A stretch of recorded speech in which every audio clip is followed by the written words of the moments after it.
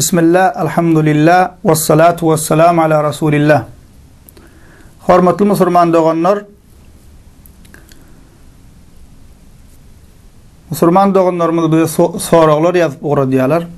Dinimiz barada öz bilesi gelýän zatlaryny, gyzyklanýan zatlaryny sorap uğradıyalar. Allah razı bolsun, dinimizi öwrenesleri gelýär, bilesleri gelýär. Gowzat begenleri zat. Bizim inşallah Allah Teala'nın yardımı bilen bu soraglara eger jogabyny anyk bilýän bolsak jogap bermäge çalışarys. Emma soraglara berjek jogaplarymız ýygy-ýygydan bolmaz. Sebäbi başga işler bar. Şol sebäpli ýygy-ýygydan jogap berip bilmers. Emma wagtal Allah Teala'nın yardımı bilen wagt tapanmyzdan, elimizden gelliginden şeydip sesi görünüşde jogap bermäge çalışarys inşallah. Indi sorapdyr musulman doganlarymyzdan biri diýipdir, arak içýän, zina edýän adam kafir bolýarmy diýipdir. Başga biri sorapdyr, men haram işler edýän bolyn, men musulmanmy diýipdir. Hawa, aýry kişiler, emma biz soraglary birleşdirdik. Sebäbi näme? İki soragyň mazmuny bir. Yani arak içýän, zina edýän adam kafir bolýarmy? Sorag şol. Buna jogap hökümle musulman doganlar birinci bilen bellemeli zat. Bir kişi musulman bolandan soňra şonu dinden çykarýan sözler, amallar, inançlar bar. Şolary biz bilsek, haçan kafir bolýar, haçan bolmaýar, şonu bileriz. Demek näme? Bir kişi musulman bolandan soňra şonu dinden çykarýan sözler, amallar, inançlar bar. Olara imany bozýan zatlar diýilýär. Misal üçin edil täret alyndan soňra täret bozýan zatlaryň boluşy ýaly imany bozup puja çykarýan sözler, amallar, inançlar bar. Eger bir musulman şol zatlardan birini etse, yani imany bu puja çykarýan bir söz aýtsa, ya da kalby bilen inanmalar ýalňyş bir zada inansa, ya da hereketi bilen şol imany puja çykarýan, amaly bilen şol hereketi etse, şonun imany puç olup İslamdan çykýar we kafir hasaplanýar. Misal üçin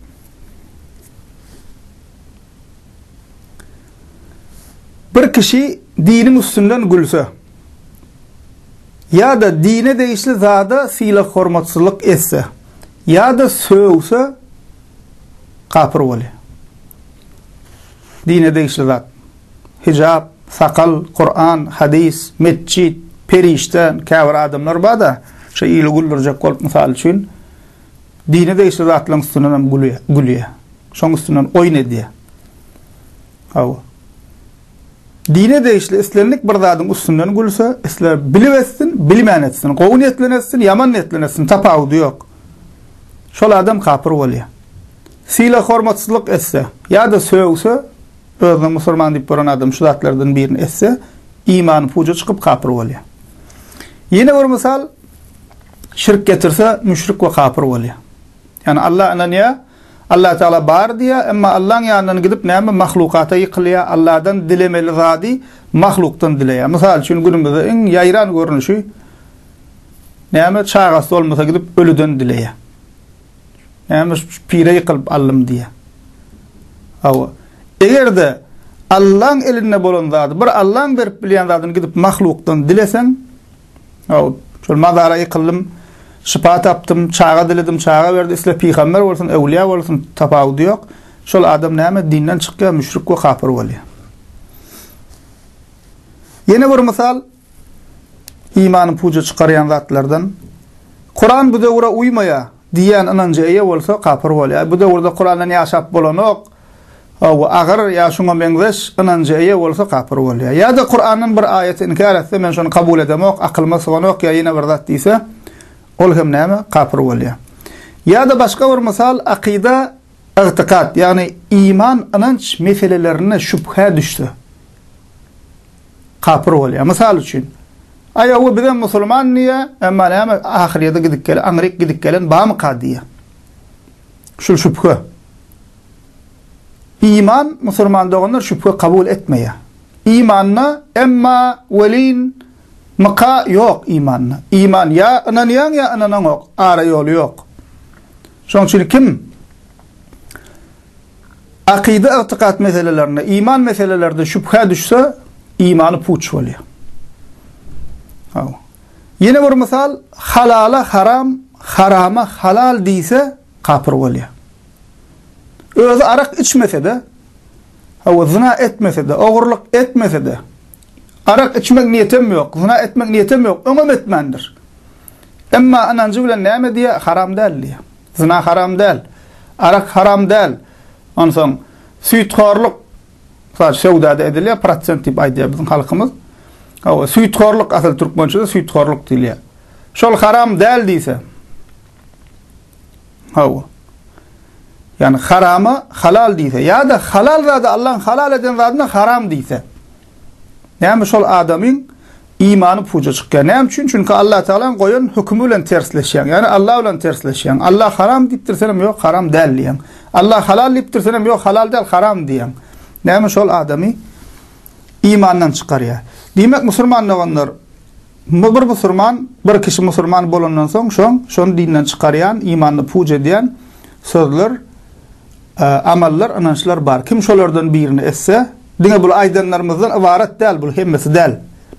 Şol imany bozýan zatlardan birini etse, şol adamyň imany puja çykýar, şol kafir bolýar. Ana şonu, şoňa näme kafir diýilýär, kafir hasaplanýar.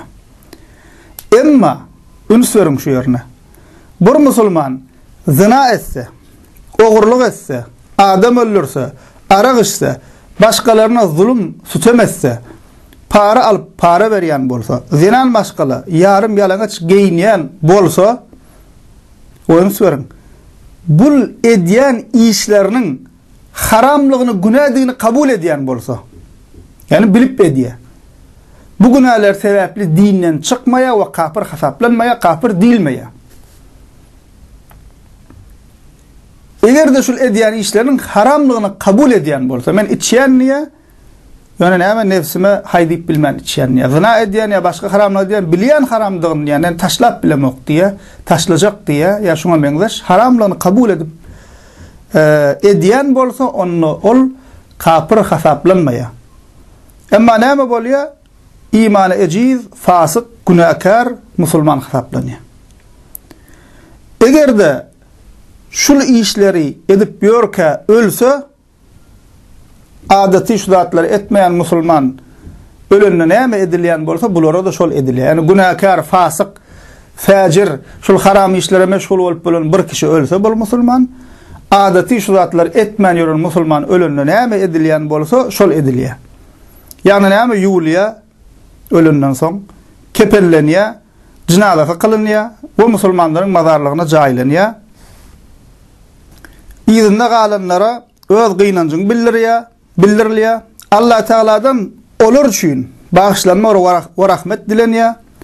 We ölünden soňra olaryň günahlary aýdylyp, arkasyndan gurlanylmaýa, aýyplanylmaýa. Näme üçin? Sebäbi hem ölüň arkasyndan musulman bolup ölüp dur günahkar Allah bağışlasyn diýilýär, aýyp durulmaýa. Hem ölü üçin gowdal, hem izinne galan diriler üçin gowdal. Ejesi we kakasy we ýakyny we çaga çolugy wadyr.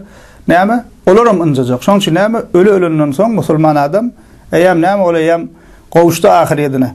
Oň izinden näme? Aýyplanylmaýa, garalanylmaýa. Hawa, izinden arkasyndan gurlanylmaýa.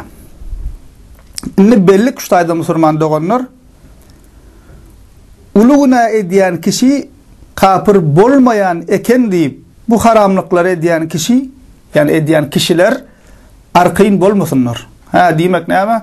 Haramlygyny kabul edýän bolsa, onda näme? Kafir däl eken näme diýip näme? Arkyn bolmasynlar. Näme üçin?